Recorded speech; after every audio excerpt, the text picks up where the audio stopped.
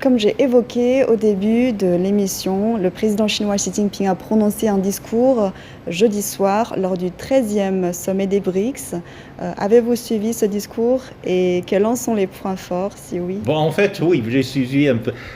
Cette fois-ci, le président chinois a fait un discours dans l'ensemble plutôt bref, en comparaison avec d'autres discours qu'il a fait dans des occasions similaires. Mais pourtant, il avait mis l'accent sur 4 piliers ou 4 orientations importantes à l'heure actuelle pour les pays des BRICS. Il a proposé que pour lutter contre la propagation de la pandémie, les BRICS doivent renforcer leur coopération dans le domaine de prévention de virus, dans le domaine de vaccination, donc de la production de vaccins, dans la vaccination de la population, etc. etc. Il y a un aspect de coopération renforcée. Et puis, deuxième aspect, c'est l'ouverture. Les BRICS ont montré leur détermination à maintenir un type de croissance ouvert sur le monde, ouvert vers le monde, etc. Donc, ceci est un signal clair contre une tendance du retour du protectionnisme. Nous avons assisté à un retour du protectionnisme un peu partout, surtout dans les pays développés. Sous prétexte de sécurité nationale, ils veulent couper le lien de la production mondialisée, etc. Ils veulent rapatrier des parties de la chaîne mondiale de la production, par exemple.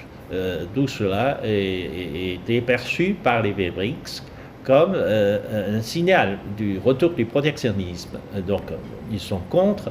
Et troisième orientation, c'est une nouvelle version de la mondialisation. On veut faire en sorte qu'une économie mondialisée profite à tout le monde.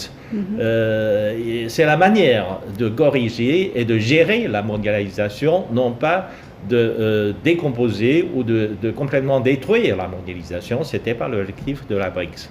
Et enfin, la quatrième orientation, le président Xi Jinping a proposé le développement commun. Le développement commun a été proposé par le président Xi Jinping comme une orientation du développement des pays BRICS. Et de là, on peut penser raisonnablement qu'il y aurait plus de projets de coopération ensemble parmi les pays BRICS. D'accord. Selon M. Xi, le prochain sommet des BRICS se déroulera en Chine. Alors, quelles en sont vos attentes? Oh, je pense que vu le rythme de la vaccination, etc., je pense que l'année prochaine, eh bien, il y aura plus de pandémies.